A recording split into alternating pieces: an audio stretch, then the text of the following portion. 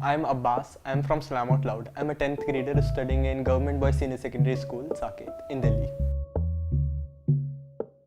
So I was 11 or 10 years old when I started rapping.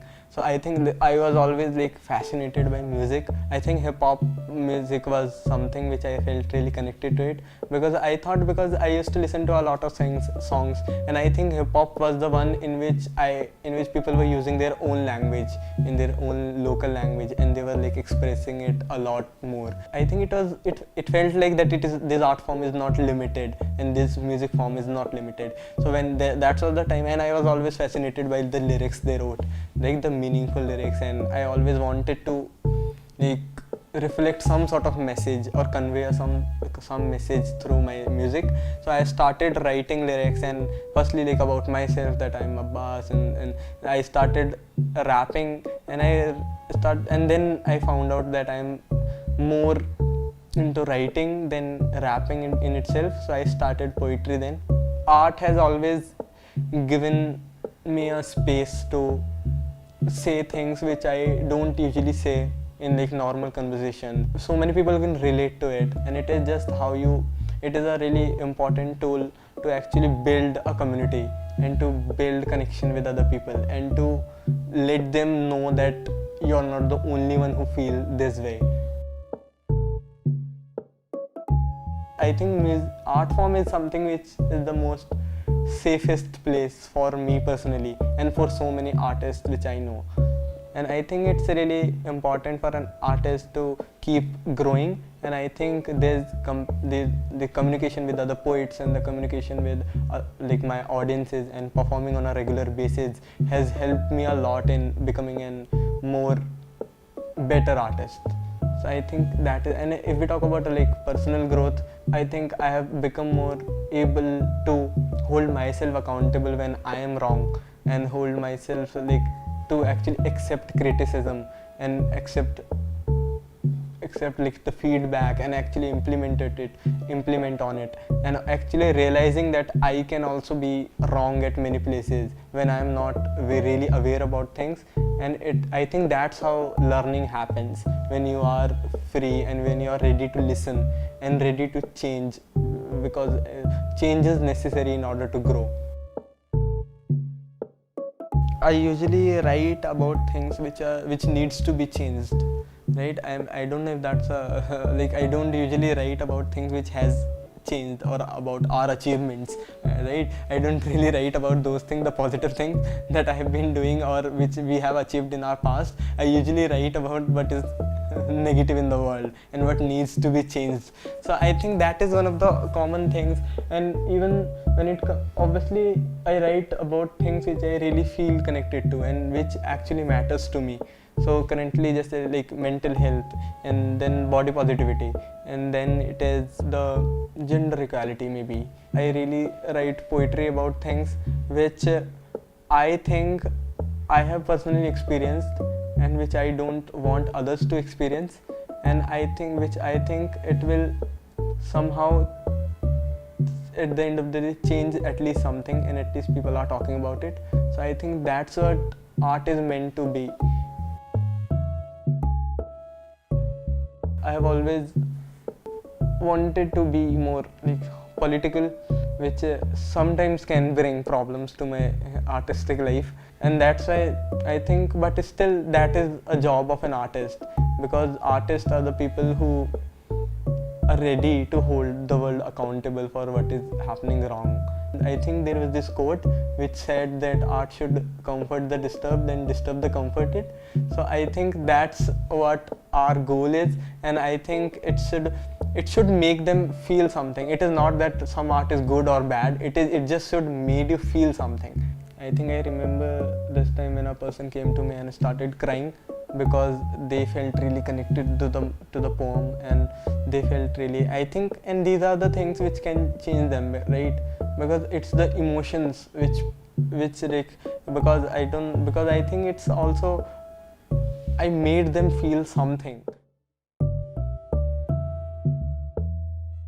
This project was about corporal punishment. So I think there's something which most of the students have experienced in their life at some point, but it was something because it was so normalized that we didn't really notice it, that like we didn't notice that it is that serious. Because I think that's what the thing which was happening throughout the years. It was that it was not called out like at the right times, and teachers were not held accountable for their actions. We talk a lot about normalization and denormalization, things which shouldn't be normalized in our society.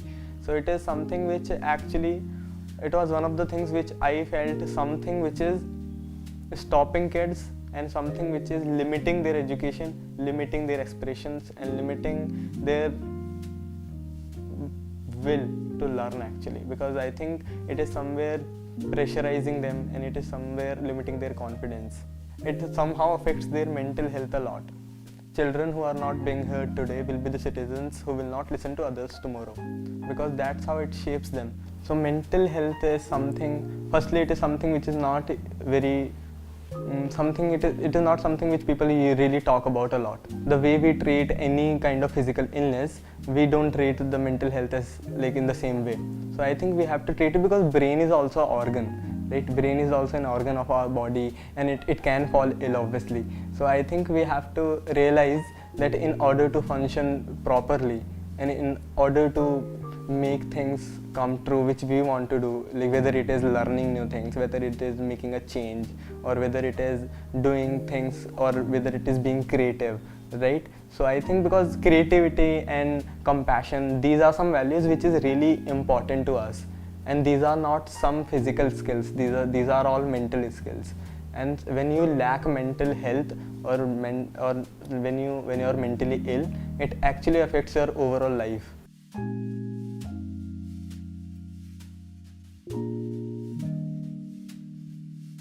When we realize that it is something we have to like recognize, and we have to take some steps in order to change it. So firstly, it all started with communicating with other people. So firstly, we started talking with other students who really feel that same way, and I started talking to my classmates, and obviously there were some 5 to 6 students who actually felt the same way. Because everyone was facing some sort of corporal punishment, but as I told earlier, that it is so normalized that they don't realize it, and they feel like that it is their mistake, and they feel like that corporal punishment is acceptable when a kid is making mistake.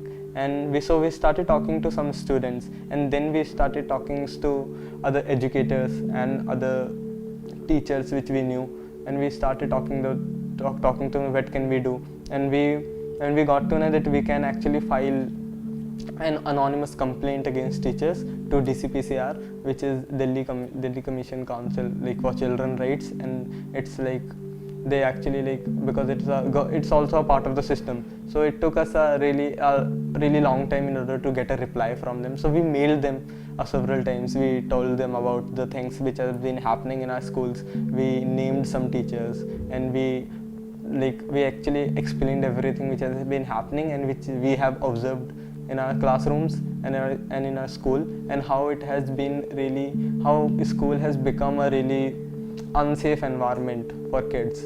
And that's when, so it took us a few months, and so we mailed them a few times, and then DCPCR people came to our school, and they asked the students about what is happening, and so many students were really scared to speak. So some of them did and some of them didn't. So but at the end of the day, we got some teachers transferred, as we have transferred some government teachers, and it all happened. So it's now we don't have Teach for India in our school.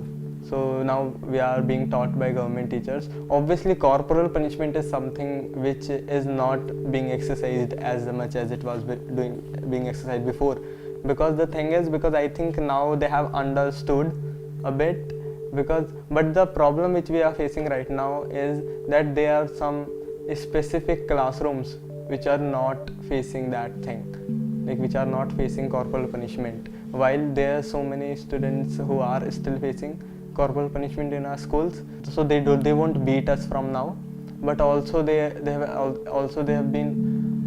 have understood that it is something which, because they think that we have done something wrong or something. So we can see, obviously we can see a change in behavior, but also the another thing which we have seen in students is that some students have been being really rude to teachers because they think that they don't have any power right now, which has, so the behavior thing has goes both way, like in even in teachers and even in students.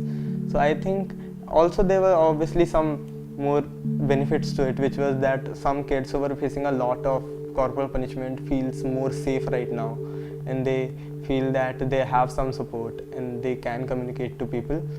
Obviously the communication has grown, like kids have been communicating to each other for a long time right now, and they know that there is someone to, and there's something we can do, and also they realize that students are able to do things.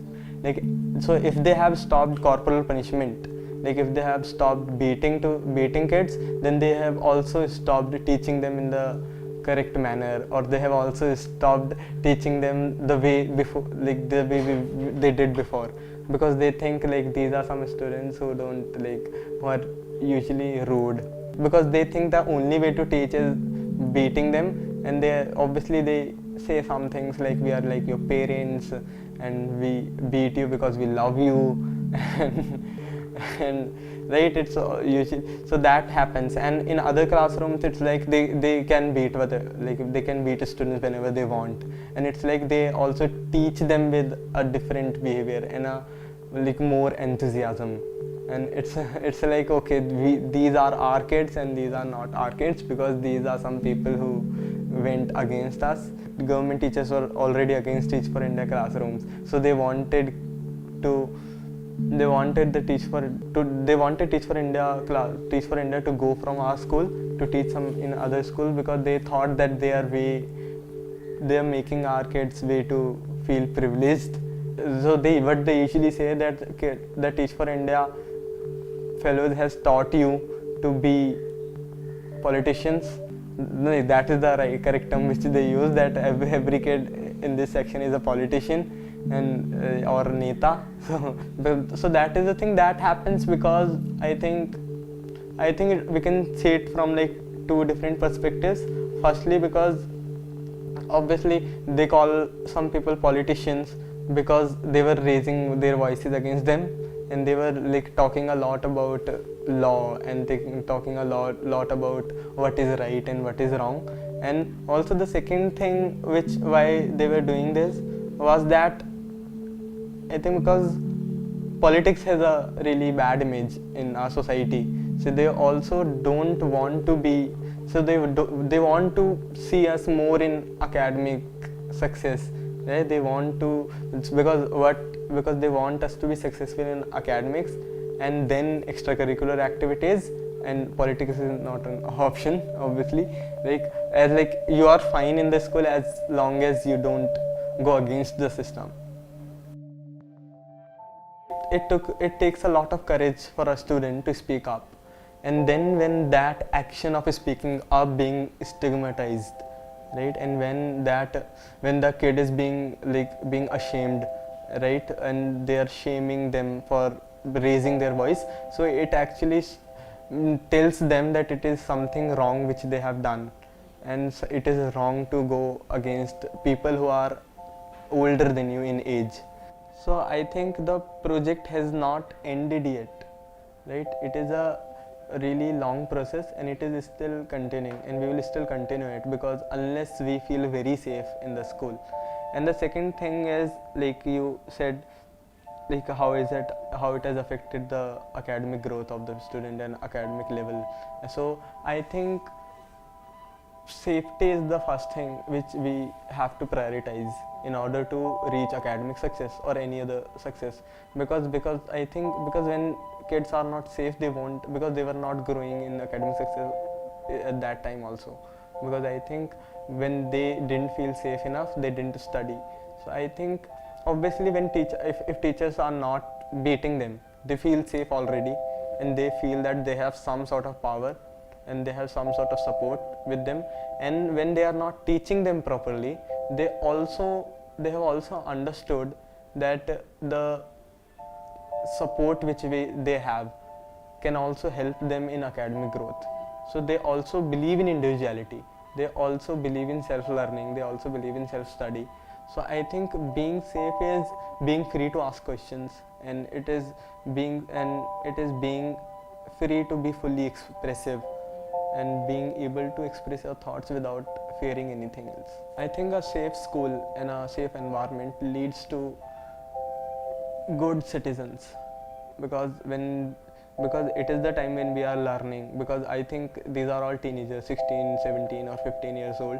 They are also considered or referred to as young adults, and they will be a active part of the community, and they will be an active part of the country and active citizens.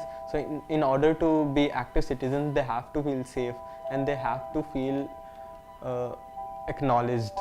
The biggest learning is what I have learned is that it is the consistency and the communication which leads to change. Like I think these are some two major elements which we have, or major tools which we can use in order to bring change. Sometimes so many problems can be solved without taking such big actions and just by communicating. So that's what communication does. And the consistency is that obviously there is nothing like overnight success or overnight change.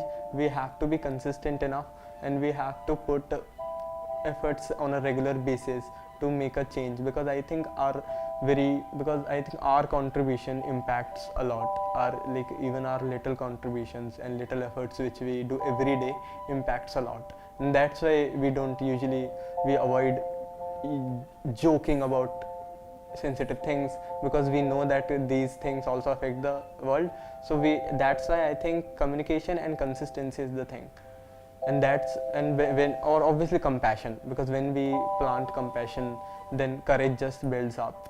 So I think that's how it works. And it all starts with basic things. It all starts with awareness. When you are safe, you feel free to ask questions, and that's how you become aware. And when you are communicating with people, you feel a bit more connected. You feel like you are involved in this, and you feel like you are a important part of the society, and that's how you become an active citizen.